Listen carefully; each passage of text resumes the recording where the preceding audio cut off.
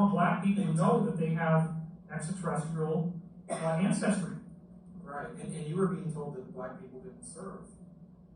Didn't serve in the space program. Right, and there were people from all races. Right, very interesting.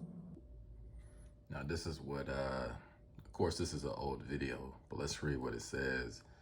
David Wilcock and Corey Good, Cosmic Disclosure, were live on stage last night at the Conscious Live Expo in Los Angeles, California. One of the subjects was the fact that Africans have a lineage that goes all the way back to the stars. This is one of the top subjects that are being suppressed by the elites in order to keep indigenous races all over the world from remembering who they truly are. They also talked about an African race that is off this planet but is on standby, ready to help humans take back control of Earth. Very interesting, right? So now we're going to look at the book Encounters by Edith Fleur, PhD. A psychologist reveals case studies of abductions by extraterrestrials. So I'm going to read in chapter 13. They call themselves planters. First paragraph. Diana T is an exceptional person. She's been a gifted psychic since childhood. When I mentioned to a mutual friend that I was writing encounters, she told me I should have Diane in the book because she's probably been a contactee for years. I called Diana and she gracefully agreed to come over to my office for a regression as soon as possible. Diane arrived early for our appointment. She's a beautiful woman, just over 40, petite, with curly, dark brown hair and sparkling brown eyes. Her flowing white cotton dress and brilliant blue beads added to the general impression of her special being. She has had to cope with a serious physical condition since she was a child. She was diagnosed as having spinal muscular atrophy, a genetic disease. The doctors she's consulted through the years are amazed, first, that she is alive, and second, that she can walk and is actually quite active and mobile. Her sister died of the same disease at the age of 9, never having walked. So Diane has overcome many obstacles. After a few minutes of social chit-chat, we got down to business. And Diane mentioned during our phone conversation that she had a particularly exciting thing happen after a dream 9 years ago, while she was still married to her former husband. So I decided this would be a good place for us to begin our investigation into a possible close encounter of the fourth kind. It's a verbalized recording of the Sumerian language. Now we're talking about the oldest language in human history, for whatever reason recorded in your room. What was happening? What was being done to me? What is unsettling is that whatever it is, the vocals, they don't sound ordinary. Human. So now we're going to pick up at page 218, the dialogue between Diana and Dr. Fleur. And she states, I'm in bed. I can feel the bed in the room. Dick's there and he's sleeping. This is the first time I remember this, but I get up and I go out to the backyard. I thought I heard something, so I go out to the backyard. It's very, very quiet. And what I heard, now I can hear it. It's humming. It's a hum. So I thought it was the pool. Maybe the pool was on. The next thing that happens is I start to feel very, very heavy. This is heaviness coming over me. My whole body feels kind of funny and heavy and numb. And I look up and I see this light, just a light. So I think, well, maybe it's a helicopter, a light from a helicopter. It's shining down on my face, and then I feel this numbness, so I'm afraid. Dr. Fleur, tell me something that you're aware of. I feel afraid. I don't know what's happening to me. I'm in this light, and I can't see out of the light. I don't see around me. Long pause. Now I see, okay, there's been a gap somewhere because now I'm walking in this large ship, and there's these about 20 black people sitting down in the ship on this, almost like a bench. Dr. Fleur, how are they dressed? Diane, these black people are dressed in a Western American style. They looked confused and disoriented. And there's this man. Now I see him beside me, but he's tall. And I said to him, "Why are all these black people here?" And he said, "Well, these people are sent down into the most difficult of circumstances, like poor ghetto places, for a very high service there."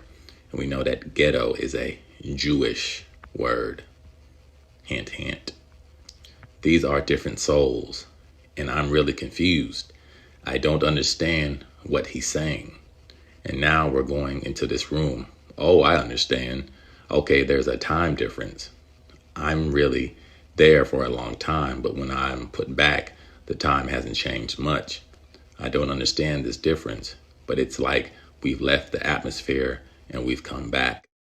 Dr. Floor, you're going to go back to before you're in the ship, and you're going to take a few moment by moment without any gaps. You're going to allow yourself to remember everything that you experience. Diane, the numbness first and the heaviness. It's like I'm lifted. I can't stop it. It's like a magnet and I can't stop it. It's pulling me away. And I think maybe I must be dying because I'm going away from the ground. Pauses. What emotions are you feeling as this is happening? Diane, confusion, like I'm going to be okay. Am I going to see God? Or am I dreaming? Maybe I'm dreaming, but it happens very quickly. And I'm in this room. It's a strange room, and it's got a very strange metal all around it. Now I can see this room. It's almost circular, and it's small, and I'm seeing it better now. I see these blue lights, about 8 or 10 blue lights on the ceiling, and they're turned on. They cover the whole ceiling. They go through the whole room.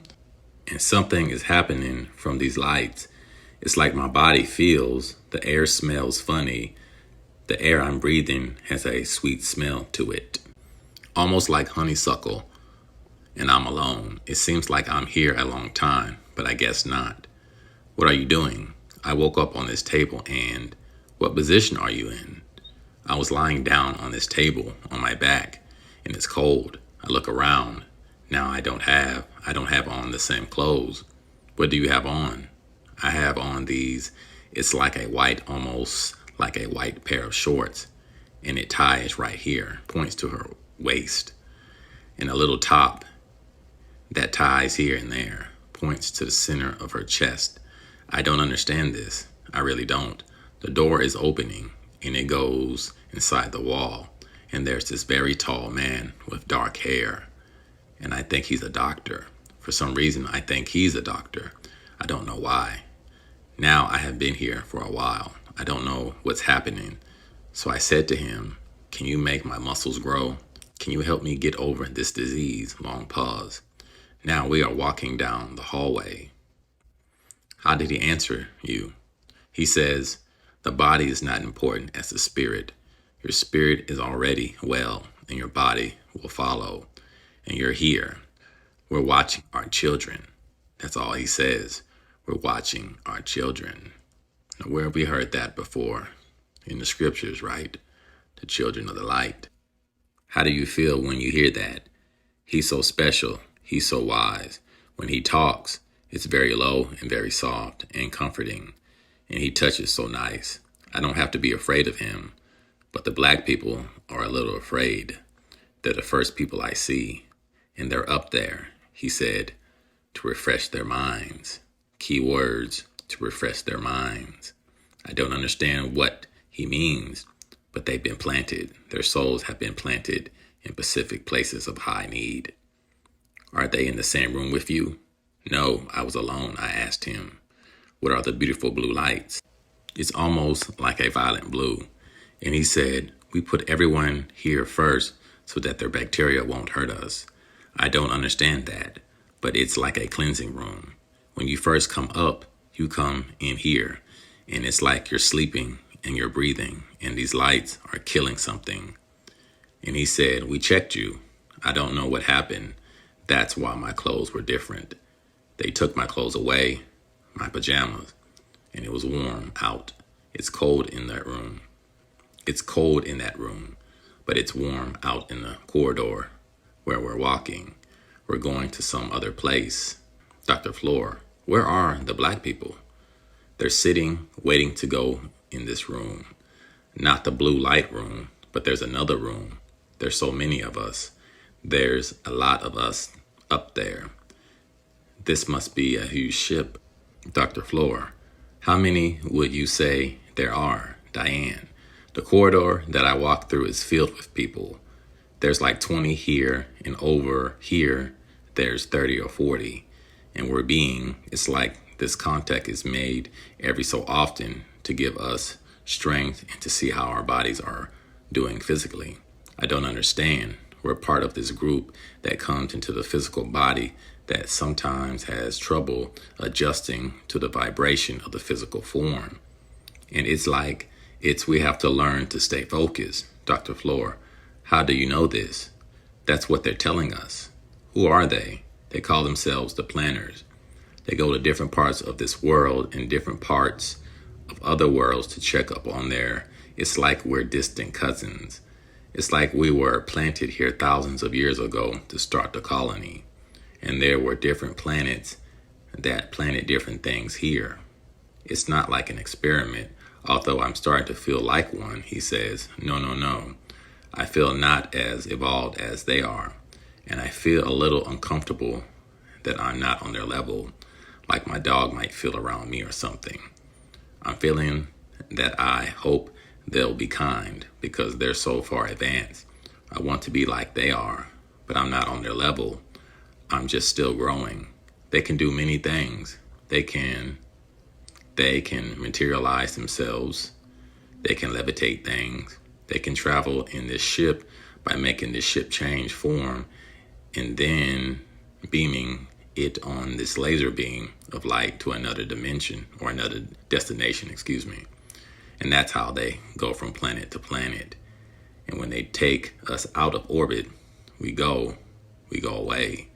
I see the Earth through this little window. It's green, but the time is stopped. And when we come back, it's just a few minutes difference. They can do anything.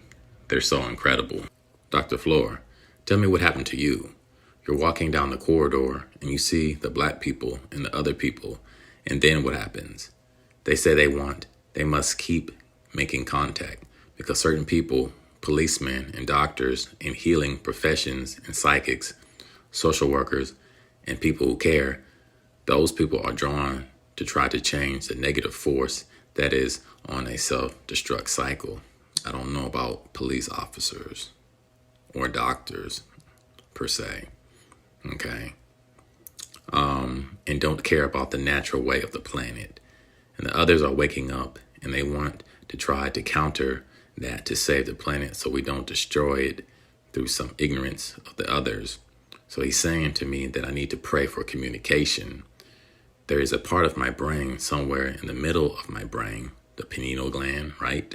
That enables me to tune in to a different frequency. Be careful how I use it. Never think a negative thought towards another, for that thought is energy. And the higher the vibration of the one using it, the faster the energy can be created in the physical form. We're all in this big room and we're listening to this man talk. Go out and be of service and talk to us. We are always here. You will hear us and you must come from time to time. For this, it's like a renewal somehow in this room. I don't understand what we go through, but it's a renewing process to help us deal with this dimension. Sometimes the chemical imbalances can throw us off if we're not getting the right light foods. The energy waves from the televisions and radio frequencies can disrupt us. It's too much going on. It's like we can't make our brains quiet. So we become agitated and irritated.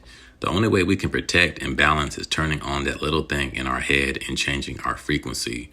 We might call it the pineal gland, right? This enables us transcend time and space to see the future, to see the past, and to help bring about healing within an individual's mind and body. When they came here, and it was like 40,000 years ago when they first came, They took up many people. Dr. Flora, is this being explained to you? And if so, is it being explained to you individually or to all as a group? As a group. And is one person explaining this, or there are several? No, there's just one doctor, I call him, but I don't know why I call him a doctor. When they bring you up, they do something in your brain. Let yourself remember what was done to your brain at the count of 5. 1, 2, 3, 4, 5. Just report everything that comes into your mind. Diane pauses. It's hard. Don't try. Just let yourself remember. Remember where you are when this is being done and what's happening. I'm back on the table, pauses, and I'm awake, but I can't move. There's this almost like an x-ray machine that goes from the top to the bottom. I said, are you going to take blood? And they said, no, we don't have to do that. Pauses. What are you looking for? We're looking for the way that you have evolved in the physical form over the thousands of years. Did my soul evolve with the body? And I'm not understanding how the connection is made between the soul and the body. If the soul comes in a body, that body begins to form like a response from the thought of the soul and the vibration of its environment. And that's what makes you look the way you do. And they're interested in my reproductive system, especially. They want to make sure that there's not a weakness for a new generation. They're speeding up production of something in my brain. It's like a radio turn on that hears frequencies, intercepting thoughts, intercepting your music the way a radio does when you turn it on. And that's the way you explain it. It's almost like a needle, but it's not. It goes in through the top of my head into my brain somewhere. It's not really painful, but there's something going in there. And then I feel calmer. And they told me I would have another baby. And I said, but I've had my tubes tied. And they said, no, that doesn't matter. You will have a healthy baby. And I keep asking them to heal my body. I keep asking them, please, can you make my muscles grow? They said, you will not get worse. Eat foods with the highest vibrations on your planet. They will nourish you. And you must talk to us. Talk to those of the light. That's who we are. And when you feel the light, you will get your nourishment. Bathe in the light. That is the force of love. And I feel this heat in my body, in my reproductive system. And it's like starting from here and going out. It's in my ovaries. I don't want to go home. I want to stay here because I feel lighter and I walk so easily here. I feel like I weigh 50 pounds less, and I said, on the planet, I feel heavy. I can walk here. I can bend down and get up, but I cannot go. I can't go with them. How do you know that? My vibration is not up to theirs. I can't yet disappear and reappear the way they can. He says we will all do that eventually, and the more we pray in the light, this accelerates our vibration. That is the key to our evolution, is that contact with God, who created the universe, and those who have gone before us, who walk in the light, who walk in this light of love and service. So communication is the key to our evolution through quietness, just being quiet and feeling that part of the brain inside the middle, asking it to turn on like a radio, and then waiting to receive our information. All things are known through that receiver.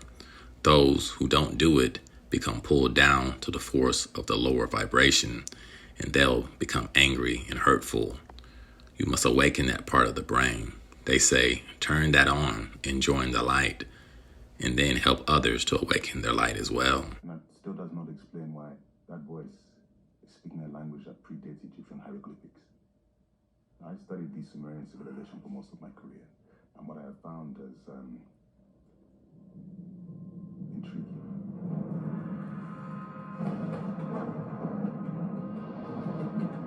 You can go into any Sumerian exhibit and see what I'm about to tell you. Drawings of rockets that look like Apollo launching into the sky. Etchings and sculptures of men in spacesuits and what looked like oxygen masks. And this artwork was created in the 4th millennium BCE, 4,000 years before Christ walked the earth. Genesis, Noah's Ark, to name a few. Both of these stories existed in Sumer 6,000 years before the Bible was written. Genesis came from the Sumerian epic of creation. Noah's Ark came from the Sumerian deluge. The alien god legend has its basis, its origins in Sumerian history. You can find everything I've described in the museum right now. I've been a preacher for more than 30 years. I've studied and taught through the book of Genesis many, many times in churches all around the world, and I've trained pastors in the skills of interpreting texts. And it's very clear they're not stories about gods. They're stories about the powerful ones in the Bible and the sky people, the Anunnaki, in the Sumerian tablets. Beginning, I draw no conclusions. I'm dealing in facts. This is drawn from thousands of years of data research and collection. How this is put together is open to debate. In 1896, eminent scholar Nathaniel Schmidt was fired from his position as professor of Semitic languages at Colgate University. For 11 years, this American university had enjoyed Nathaniel Schmidt's erudition in Semitic languages. He delivered numerous courses in Hebrew, Aramaic, Coptic, Arabic, Syriac, and other ancient languages besides. In fact, Nathaniel Schmidt was one of America's leading scholars in the field. So why, after 11 years of outstanding achievement, was he tried for heresy and fired from his tenure in 1896? Though a devout Christian and a Baptist pastor, the authorities considered that his recent theological papers had struck at the very roots of two world religions, Christianity and Judaism. What Nathaniel Schmidt had done wrong was read the Sumerian and Babylonian and Assyrian texts and notice that they were full of fascinating parallels, stories that occurred there that were uncannily similar to all the stories of beginnings of the Bible. Stories like Adam and Eve, the fall, Cain and Abel, the flood, the limiting of human life, the event at the Tower of Babel. And Schmidt's work demonstrated that the Sumerian accounts and those that followed it from nearly 6,000 years ago were in all probability the source of all those familiar biblical stories. Now, that was a problem in the 1890s, because if you think about it, the church was still reeling from the after effects of Charles Darwin's On the Origin of Species, and it was busy putting together new doctrinal bases and new doctrines of biblical inerrancy to shore up the ship. So the idea that the Bible might actually be based on somebody else's stories was a bit of an embarrassment. It shouldn't have been, because Judaism and Christianity both find their roots in the story of a Sumerian family, the family of Abraham and Sarah. Abraham and Sarah grew up and spent the best part of their lives in Ur of the Chaldees, a Sumerian culture. And so when they emigrated from there, it's hardly surprising that they would carry with them all the stories of beginnings that they had grown up with, and sow them into the foundations of what was to become their culture, their religion, and their Bible. And so it shouldn't be a surprise that in the Bible we have a summary version of all these stories that pepper the Sumerian, Babylonian, and Assyrian texts. The problem and the shock horror is that the original versions, the Sumerian versions of these stories, make no mention of God at all. In the Sumerian originals, these are stories of our ancestors' contact with another species, a species called the Anunnaki. Could Judaism and Christianity's familiar stories of God really be a retelling of our ancestors' close encounters with extraterrestrials? The cuneiform tablets which had fascinated Nathaniel Schmidt were first unearthed in the 1500s as colonial powers began to excavate the ancient sites of Mesopotamia. Over the decades that followed, some 200,000 clay tablets were uncovered. The tablets were adorned with strange etchings or glyphs made when the clay was soft. Scholars of the day were divided as to the meanings of these markings. Some believed the glyphs to be an unknown written language. Others refused to accept this, since the tablets appeared to predate any known language. They presumed the markings to be no more than decoration. And so the tablets were archived, their secrets locked away for 3 centuries. Until, in 1835, Henry Rawlinson arrived in southwestern Iran. Rawlinson was a military man. He was employed by the East India Tea Company, and he was in Iran helping the Shah of Iran to train his troops. Now, it's worth pausing there for a moment, because if you thought that corporations rivaling nation states was something new, take a look at the East India Tea Company. A tea company that is able to move a standing army around the world and that trains the armies of nation states, that's quite a tea company. In fact, Rawlinson's presence in Iran wasn't part of a quid pro quo for trading rights.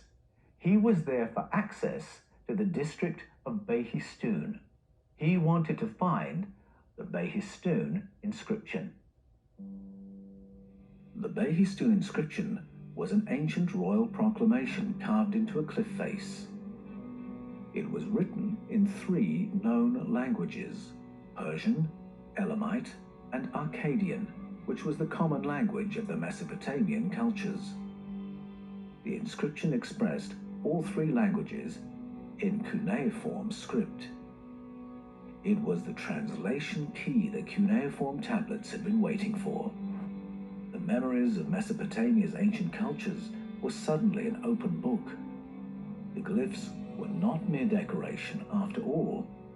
They were banking records, business agreements, shopping lists, contracts, recipes, inventories, and royal histories, and the most ancient narrative in the history of the world. It was in these ancient narratives that the source of the Bible's familiar stories began to emerge. At an academic level, Nathaniel Schmidt was in good company. He was one of a small number who began confronting us with this new layer of our history. And I should mention, just to reassure you, that shortly after Colgate University fired him, he did get a new job with Cornell University, and he was professor of Semitic languages there for a full 36 years. So he did land on his feet. His work continued to argue that the cuneiforms reveal that our earliest histories are not about God, they are about our prehistoric contact with the Anunnaki. In the 20th century, the writer Zecharia Sitchin began poring over the cuneiform texts. He highlighted the clear implications of the Sumerian stories, that the Anunnaki were powerful and advanced extraterrestrial species. Their arrival on planet Earth put them at the top of the terrestrial food chain. To create a local workforce, the Anunnaki used sequences of their own genetic code to hybridize a primate ancestor into a human, ready to put to work for their Anunnaki masters. Sitchin argued the word Anunnaki means those who came from the heavens to Earth, a phrase that made clear their extraterrestrial origin. Zecharia Sitchin was not an academic. He was not a PhD or a professor. He had a degree from the London School of Economics and worked in commerce. And the LSE, I should say, is a pretty august institution. He wrote at a popular level, that's to say for a general audience, and not with the kind of referencing and footnotes that you'd expect to see in an academic kind of tome. And academic critics don't like that. They think that's slack. Some might identify mistakes or bias in his work, and that's then their pretext to disregard his contribution, which is an important one. Now, some writers in the field reject Sitchin's translation of the word Anunnaki, and they would contend that the word's usage tells us that it simply means nobility or royalty, the rulers. I'm not persuaded by that. It's not that that's not true. It's just a very partial answer. It's a very lazy explanation. It simply doesn't ask enough questions. Who were the rulers identified by this word? Why is that word associated with the rulers? You see, if you look at the etymology of the word, at its root meanings, look at the component parts, you have anu, which means heavens, ki, which means earth. Anunnaki are those who came from the heavens to the earth. You can follow the logic. But even if you didn't have that narrative embedded in the word itself, as soon as you read the cuneiforms, the stories themselves unpack that that is exactly what was going on. And the glyph that they use to indicate the rulers who come down from the heavens at the beginning of the story, that glyph simply indicates the sky. So these Anunnaki are from the heavens. They're sky people.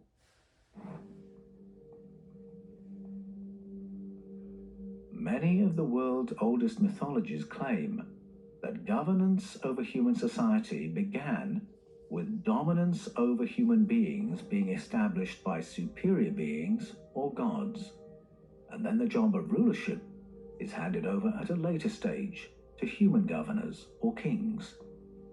Egyptian mythology holds such a narrative. Similarly, the Bible speaks of King Saul as the first human king over the people of God. The Sumerian cuneiforms also name their first human king, Gilgamesh. To be more accurate, Gilgamesh is a transition king, a hybrid of human and Anunnaki. His name appears on one of the most famous of Mesopotamian artifacts, the Sumerian Kings List. Among the shopping lists, legal agreements, business contracts, and all the rest of the cuneiform tablets, there appears what on first inspection is a dry record of a succession of kings of Sumeria. The most recent entries record reigns of 6 to 36 years. As we go further back on the timeline, the Kings List starts running with some odd-looking information, because out of the blue, we suddenly read of a dynasty that lasted 24,510 years, 3 months and 3.5 days. Now that precision absolutely befits Sumerian culture, because it's from Sumerian culture that we get 360 degrees in a circle, 60 seconds in a minute, 60 minutes in an hour. So the precision doesn't surprise us. What is odd is that that dynasty of 24,510 years, 3 months and 3.5 days was divided across no more than 23 kings. That's an average reign of more than 1,000 years each, and is not a one-off. The dynasty concluded by the Great Flood lasted 241,000 years, shared by no more than 8 kings. That's an average reign of more than 30,000 years. Now, some have tried to make the dates symbolic or have interpreted their unit of time differently, but that doesn't quite work when it's an unbroken record of 6 to 36 year reigns to 36,000 year reigns, all in the same unit of time, all in the same narrative. The narrative begins with non-human kings who then hand over to human kings. And this elasticity of the length of their dynasties is another suggestion that the non-human kings are something quite different to human beings. It's like comparing the lifespan of a human being with the lifespan of an ant. The King's List is not the only evidence pointing to an extraterrestrial hypothesis. The Sumerian version of the Tower of Babel speaks of 50 technicians who employ mysterious technology to dispatch 300 observers to their stations in the stars. Read alongside the Genesis account, the two narratives confirm one another and paint a vivid picture. Babel was a stargate, providing the observers rapid access to space stations. The thing that got me into this whole field of research was an anomalous word in the book of Genesis. I've been a preacher for more than 30 years. I've studied and taught through the book of Genesis many, many times in churches all around the world, and I've trained pastors in the skills of interpreting texts. So I've long known about this anomalous word. Well, finally, I allowed myself the time to sit down and really drill into what was going on. Genesis uses two words for God. One is Elohim and one is Yahweh or Jehovah. Now, Yahweh is the holy name given to Moses in a time centuries or millennia after all the action described in the stories of beginnings. So the fact that the word Yahweh appears in those much older stories, that clues us that we're not reading the original version of the stories. The stories are being retold by someone after the time of Moses. Now, there's a broad consensus among biblical scholars that the current version of the Old Testament, the Hebrew Scriptures, was edited or redacted sometime in the 6th century BCE, and that the redactor, by putting the name Yahweh into these older stories, the stories that Abraham and Sarah had brought with them, was telling the reader to regard them as God's stories. By using the later name, he's also telling the reader this is not the original version. Originally, they were Elohim stories. Now, that word Elohim is a very interesting word because it's a plural form word. It often exhibits plural behaviors. Let us make the humans to look like one of us. We don't want them to become too much like one of us, etc. The word Elohim often takes plural verb forms. It's sometimes translated as God, but in other places it gets translated as false gods, or demons, or angels, or chieftains, or land barons. So why this enormous elasticity in the word's meaning? Well, again, we have to go back to the roots of the word and ask, why is it used that way? And why does it behave like a plural? When you look at its component parts, the word Elohim means the powers or the powerful ones. Now, when you read Genesis translating the word that way, the texts change and suddenly line up with the Sumerian texts. One by one, they confirm each other's stories. And it's very clear they're not stories about gods. They're stories about the powerful ones in the Bible and the sky people, the Anunnaki, in the Sumerian tablets. But is there any material evidence that a non-human ruling presence ever occupied planet Earth? One might reasonably ask, why have no physical remains of Anunnaki been found? Firstly, I would note that the more we dig up ancient sites, the greater a diversity of ancient peoples we're finding. If you think about the hobbits that were found in Indonesia, we called them hobbits, I think the proper name is Homo florensis, or the giants of Noble County, or the red-haired giants of North America, or the long skulls of Paracas, etc. There's a great range of people that we're beginning to come across as we dig into our ancient past. So how would we know if we found an Anunnaki? Well, one obvious possibility is by DNA testing. So if Gilgamesh really was a human Anunnaki hybrid, then all we have to do is find the royal tomb and DNA test him. Well, I believe that's exactly what happened in Iraq in 2003. A team went in protected by American troops at the beginning of the 2003 Iraq invasion and found Gilgamesh's tomb. Fassbinder spoke to the BBC. You can go on his website, you can read all about it. Now, the official story is that having located the probable tomb site 16 years ago, we decided not to investigate any further. Similarly, in 1927, the British archaeologist Leonard Woolley discovered a person known as Queen Puabi. Now, she was a high-ranking Sumerian leader who lived around 2500 BCE, and they had found her remains. So again, here's another find which with today's technology provides us with the opportunity to DNA test.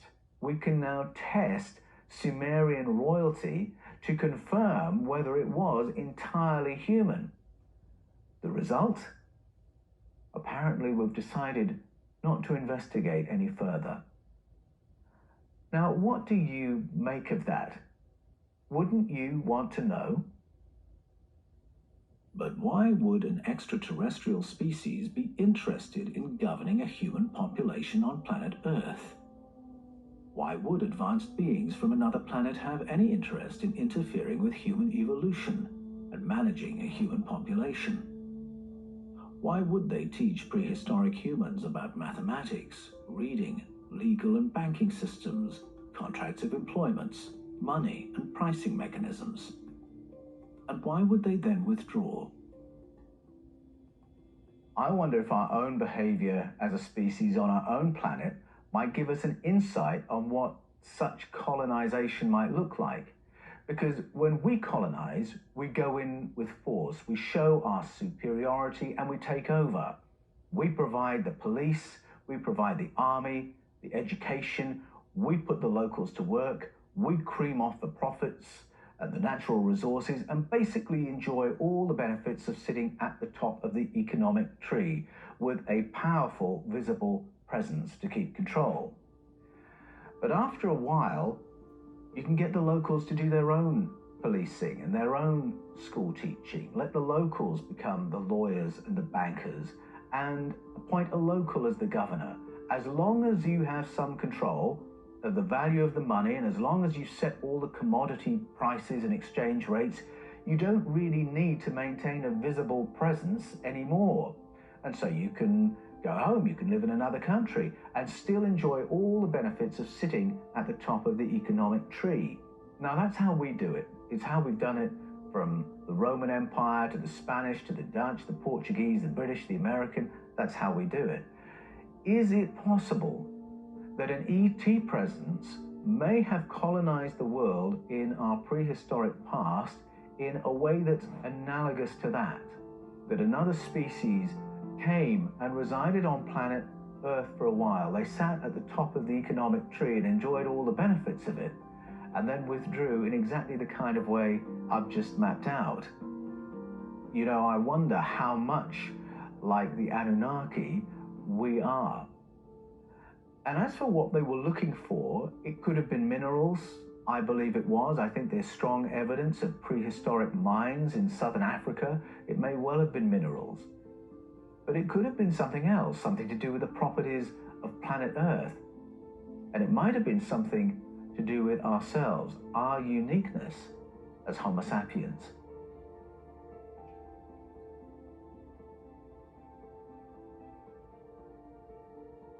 Were our ancestors really engineered as workers, toiling for the colonizers? Were the Anunnaki only interested in our planet's resources and coldly indifferent to the progress of the human race? Other ancestral narratives speak of our human origins in exactly the same terms, and yet there are other strands to the story. The Greek-Babylonian narrative of Oannes and the Apkallu speak of the visitors helping and educating our human ancestors. Native American memory reports interdimensional and extraterrestrial visitors nurturing the beginnings of human society. Zulu mythology speaks of our ancestors being nurtured by advanced beings. Might the Anunnaki have had a more generous motivation towards their human workforce? My book, Escaping from Eden, argues that our ancient texts recall a range of species that bumped up against our ancestors. And the stories in our world mythologies tell of conflicting ideas among the visitors as to how conscious and how intelligent they wanted humans to be. Now, certainly there are some cold agendas towards humanity that play out in our world's stories of beginnings. The limiting of human life, a flood to kill them all, a neurological interference to take the power of speech from us and dumb us down, a bombing that destroys our engineering and technology, a neurological interference to lower our perceptual and cognitive abilities. Now, in the Sumerian version of these stories, it's the senior Anunnaki Enlil who actions and pushes all these negative agendas that are somewhat hostile to human beings. But there is another agenda in the Anunnaki community. There is a figure called Enki, who appears to be the leader of the Earth Project, and he is junior to Enlil. He's described as Enlil's brother. So in the Sumerian story, humanity gets caught in the crossfire of these mysterious beings in conflict. A number of our so-called creation myths begin with a rehabilitation of a devastated and flooded planet, shrouded in darkness. And that arrival is a positive interaction with this other species because they begin to nurture life on the planet. They nurture animal life, they nurture human life. Then later in the Sumerian account, it's Enki, the one who's in charge of the Earth Project, who wants to upgrade human beings for a more enjoyable, a better, a more conscious kind of life. And there's a conflict between Enlil and Enki over whether that should happen. Enlil, the CEO, does not want that.